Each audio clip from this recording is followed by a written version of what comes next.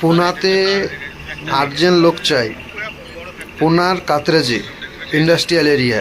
এখানে অনেকগুলো বড় বড় কোম্পানি আছে, টাটা, মহিন্দ্রা, কিলকার, ঠিক আছে, স্যামসাং, গোদরেজ, ওয়ালপুল সব কোম্পানি আছে। এখানে বহুত বড় বড় ফ্যাক্টরি আছে। যারা কাজ করতে চান অবশ্যই যোগাযোগ করবেন। মিনিমাম বয়স হতে হবে 18 বছর।